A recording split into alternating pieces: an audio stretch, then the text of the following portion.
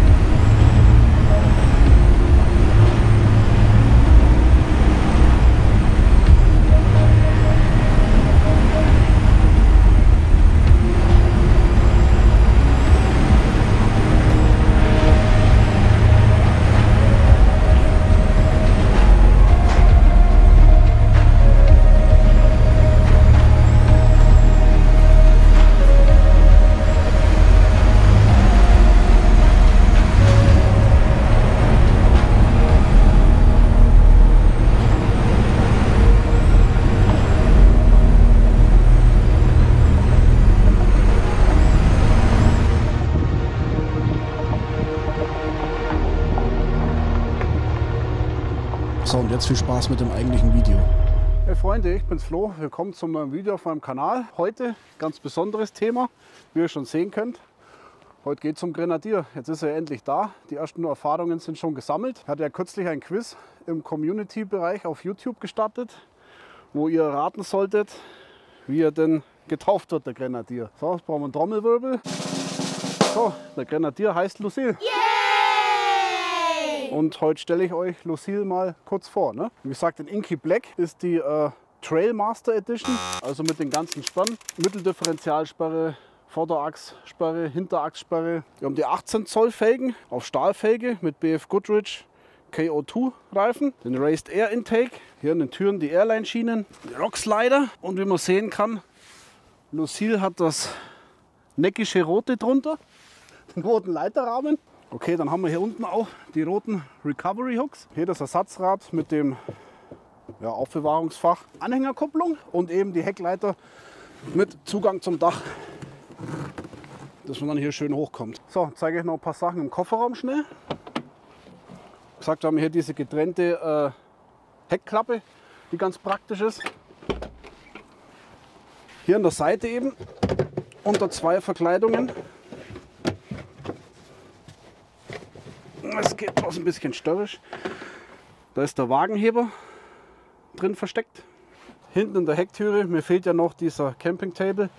Da ist Wanddreieck versteckt und Verbandskasten. Hier haben wir auch wieder diese Airline Schienen wie seitlich am Fahrzeug, um Sachen zu fixieren, zu verbauen. Hier noch diese ganzen Zollösen, die sind ganz praktisch. So 4 Stück, auf der anderen Seite nochmal 2. Da haben wir noch einen 12 Volt Anschluss, das Gepäcktrennennetz, diese Tasche für die Safari-Fenster. Zeige ich auch gleich, wie man die rausbaut. Die kommen dann da rein, zack, zu, andere Seite das gleiche, Fenster rein, zack, zu. Und dann ist das Ganze schön, da ist auch noch so Trageriemen dabei. Ja, und dann kann man sich das hier schön im Aktentaschenformat in die Garage legen oder hier mit transportieren, wo man es auch haben will. Hier unten versteckt haben wir die Seilwinde, die zieht 4,5 Tonnen. Dann gehen wir mal zum Innenraum weiter. So, dann zu den Safari-Fenstern. Das ist ja die normale Klappfunktion hier. Auf, zu. Jetzt bauen wir die mal aus. Da gibt es so einen Schieber, muss man hochschieben, nach unten wegziehen. Hier so 90 Grad nach oben. Und dann kann man das hier schön reinholen und ja, dann wie gerade gezeigt, hinten in der Tasche verstauen. Bauen wir es wieder rein. Hier quer durch. Die zwei Zacken hier rein. Circa 90 Grad, die hier rein. Den Schieber nach oben schieben. Hier rein, zack, einrasten lassen. Zumachen, fertig. Das war das ganze Spiel.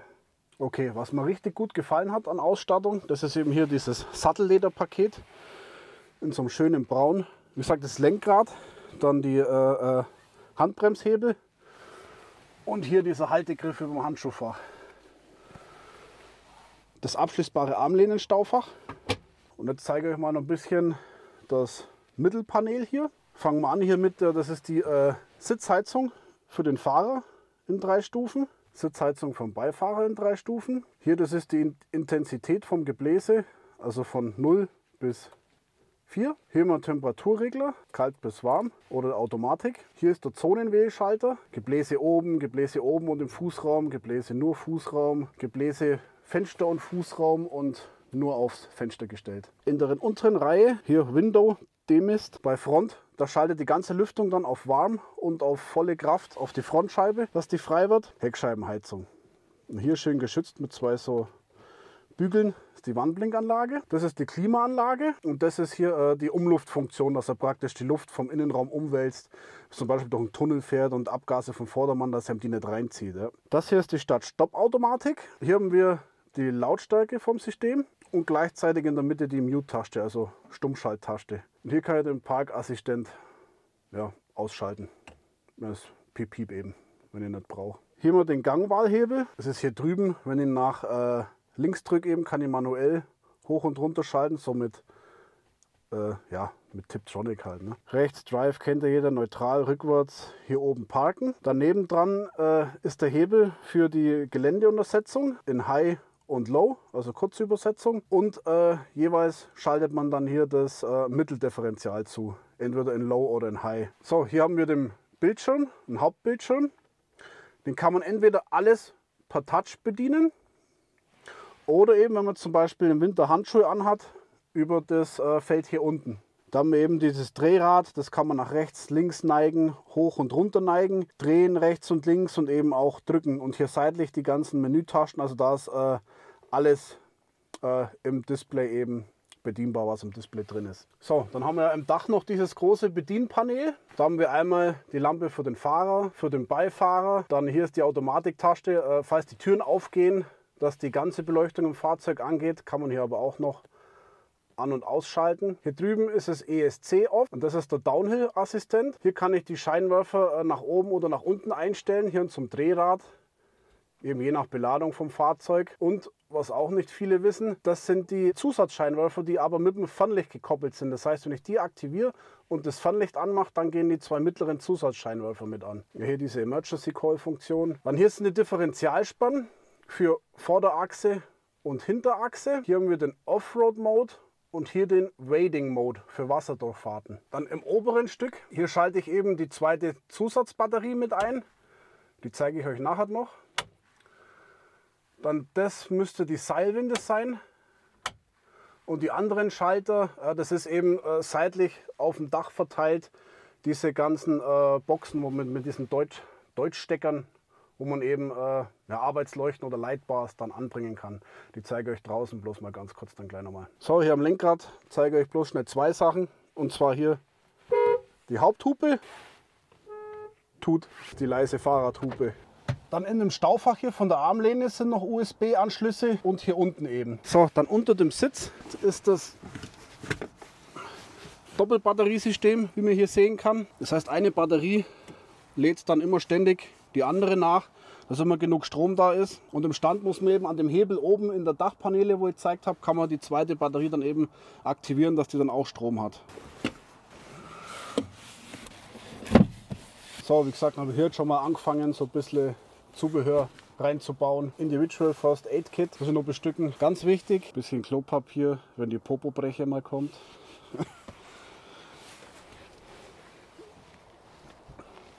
Okay, dann hier oben haben wir bereits fertig verkabelt. Gibt es 4 Stück am Fahrzeug. Da muss man dann, weil gesagt, bei anderen Autos, da muss man dann noch das Dach bohren und Kabel legen. Das ist hier alles schon top gelöst. So ein Blindstecker drin, das sind die Deutschstecker und da kann man sich dann Arbeitsleuchten oder Lightbars eben alles montieren und anschließen.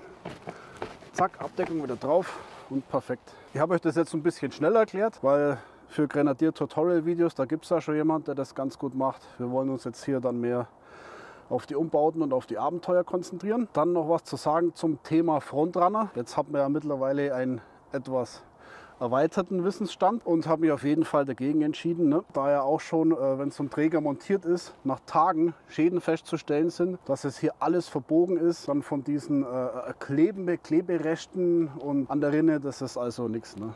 Wie gesagt, es ist ja auch bekannt, dass nach kurzer Zeit schon die Schrauben reingammeln bei den Frontrunner-Geschichten und nee, das habe ich mir dagegen entschieden. Der Umbau wird bei Black Sheep stattfinden. Da wird demnächst noch ein großes Besprechungsvideo kommen und dann schauen wir weiter. Das ist so der Plan. Die nächsten Monate wird es, wie gesagt, hauptsächlich um Umbau gehen. Ja, da könnt ihr mich begleiten, wenn ihr Lust habt. Über ein Like würde ich mich freuen. Wenn ihr Bock habt, folgt zum Kanal, dann verpasst ihr nichts und bis zum nächsten Mal. Ciao!